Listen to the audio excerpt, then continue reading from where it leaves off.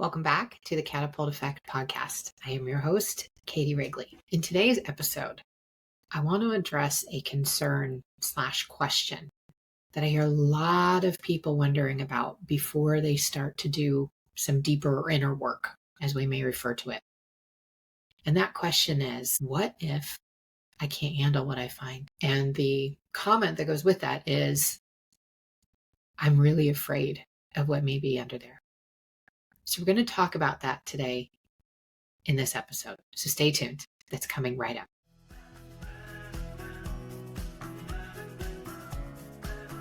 Welcome to the Catapult Effect, a podcast where professionals like you turn challenges into opportunities for extraordinary growth.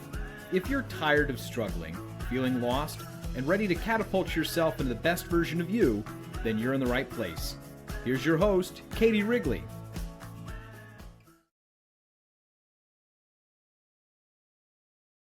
Thank you so much for joining me today. I know you have your choice of a lot of different things to listen to out there on the internet, and I truly appreciate you taking the time to listen to this episode.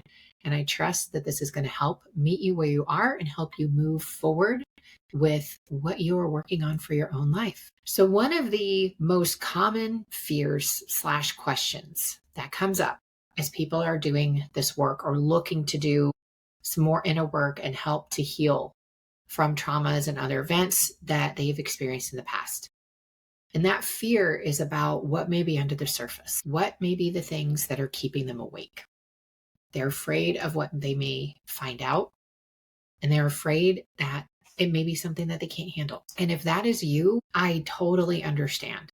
I have felt that fear directly. And here is what I know about that fear and about that question and the truth of how the brain really works. The fear of and resistance to the healing is always going to be vastly more uncomfortable than anything you can find as you're doing the healing, that is. And let me explain this. The brain is not going to reveal something to you that you can't handle or that isn't relevant. It's not the way we work. Your nervous system is there to keep you safe and alive. That's it. It's its whole job. So it doesn't care if you're happy, doesn't care if you're calm. It cares about keeping you safe. Our nervous system is how humans have survived. Because if you look at what we come with organically, we do not have the same defense mechanisms as tigers, bears, some of the other predators out there that could actually kill us. We created weapons, we went a different way, but the thing that kept us safe is that nervous system and that inner knowing, that prickle on the back of the neck when someone's watching you. That is a built-in mechanism that has helped humans survive for all the years that we have been there, depending on what theory you look at, either tens of thousands of years or a couple of thousand years.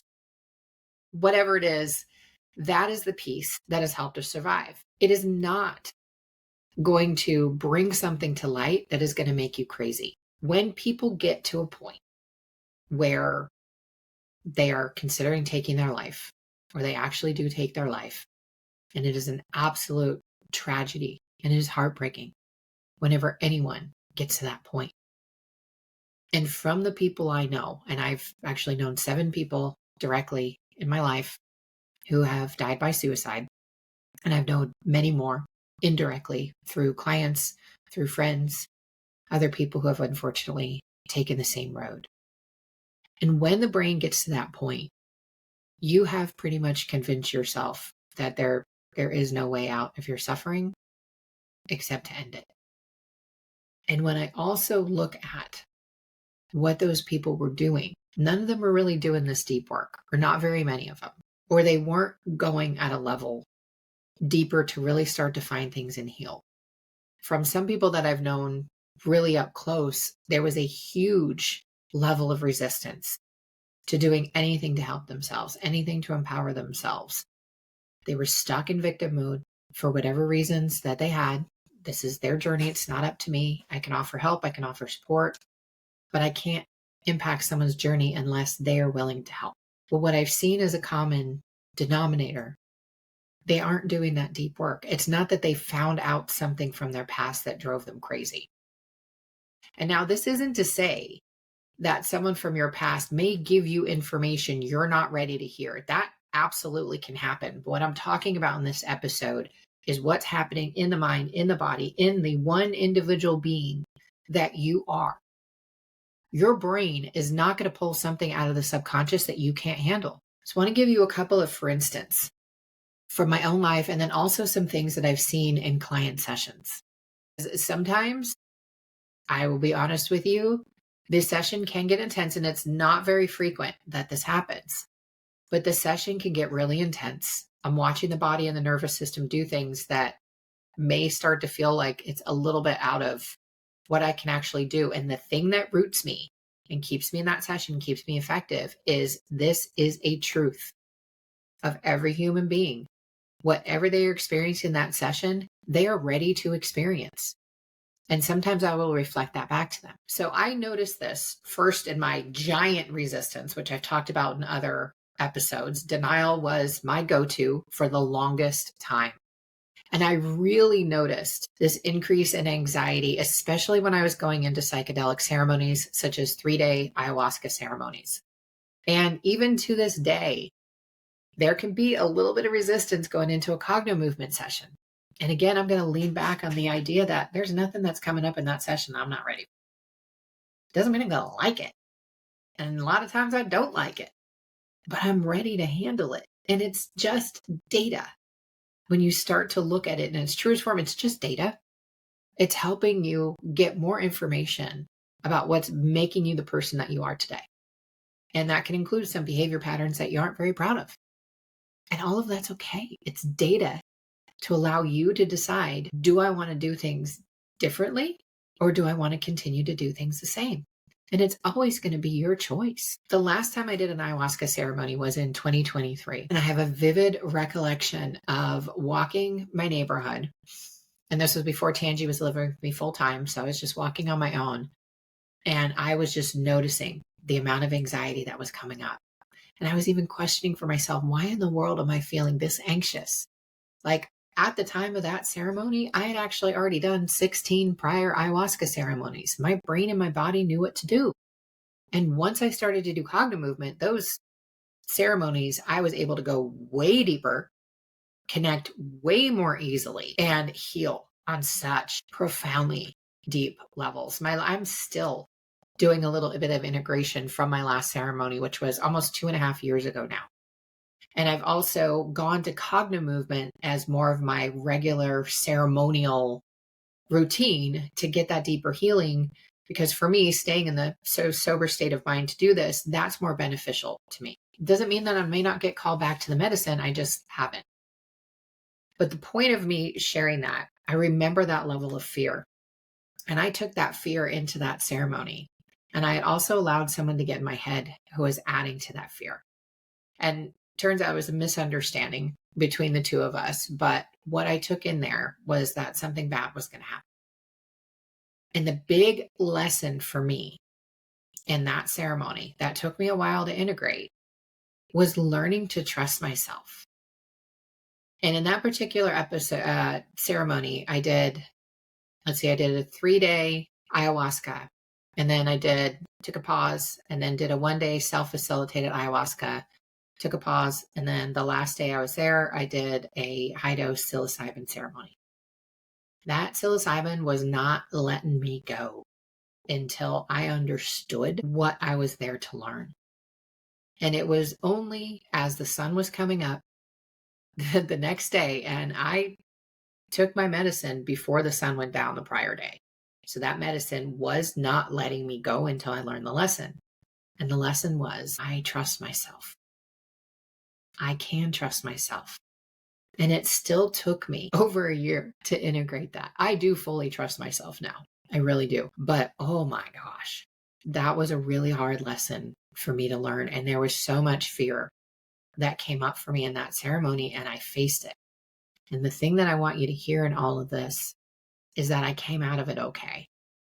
All that fear was doing was making it harder for me to do the work. And now when we apply that fear resistance to cognitive movement, we can still see it there. And what it looks like sometimes is someone's going to talk for the whole session instead of getting into working with the ball. I've actually had someone who was an in-person client, as we were tossing the ball, grab the ball, stick it under his arm, and literally refuse to keep doing cognitive movement with me. Because when we're working one-on-one, we're actually tossing the ball back and forth for that cross-body movement that helps down-regulate the nervous system. He literally grabbed the ball and held onto it. And my theory on that is because he had this deep-rooted need for things not to work. The prior session had been so successful. The prior 2 sessions actually had been so successful. He wasn't actually sure what to do with that. And it makes sense to me because we get into these patterns that become part of our identity. And part of his identity is that this kind of stuff doesn't work for him. And so as it was starting to work, he was now faced with the fact that, hey, something may work. And then now what was he going to do? Because this part of his story wasn't allowing for it. And had he wanted to continue working, then we could have worked through that. We could have helped him shift into a new identity, but he was so resistant. That was the last session he did with me. That's okay. This is not about pushing. Everybody wants to go at their own pace. And now I mentioned earlier in this episode that I've seen the nervous system do some things that can almost start to make me feel a little anxious because part of me is like, okay, I'm not really sure what to do with this here. And I've seen various different things happen in a session. One that came to me, and this was several months ago, I was working with someone and they had actually had 4 more abductions come up. And they had noted a little bit previously before the session that they thought that there may have been something in the past and they were feeling kind of uneasy. And this had been something this person had been aware of for years, but wasn't ready to face it until that day. Then they were ready. And in the session, the person was almost flipping between different personas. The voice was changing. This had happened to them at a couple of different ages. And the voice was changing. It was going into the child voice. It was going into the teenager voice. And the body was almost shifting positions as they did it. And at one point they asked me, am I going crazy? Am I losing my mind? The fear was really high. And I kept saying, your mind is revealing this to you because you can handle it. You are not going crazy. I am with you all the way. We are going to work through this. And kept going through the prompts. The things that came up, the fear that came up, kept prompting through it. And in about 20 minutes, all of that was past. She kind of went back into her regular body and looked around and was like, oh my gosh. It was a really, really profound session for both of us. And I really anchored into the knowledge that I was not watching someone lose their mind. I was not watching someone go off the deep end. And no part of me thinks this person is crazy at all. Not even during that session. And the thing that kept me focused and present was knowing how the brain works. That brain was not revealing anything to her that she wasn't ready for. And so I kept telling her, like, what is important about this? You're ready to face this. You're ready to face this. This is why it's coming up. You're ready. Your brain's not going to reveal something you can't handle. And we were able to continue to work through the session from there, which was really, really profound. And she's actually thanked me multiple times since then for being in that space with her. And it was my honor to be able to do so. And in working with other people, I'll see other different neurological clues. Like I've seen a couple people whose eyes have just kind of suddenly rolled up into the back of their head and then they go slack. It looks like they've passed out. They haven't. Their nervous system just got a little overloaded for a moment and then they came back within seconds. Again, this is very, very rare. And they were completely fine.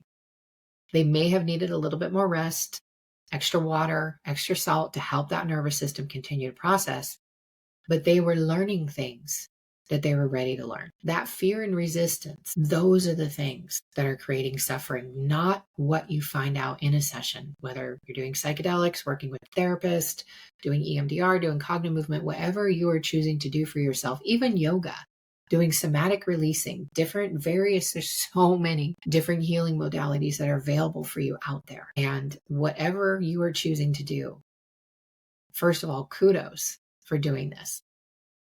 Because even though the brain is not going to reveal something that you can't handle, this work is also not for the faint of heart.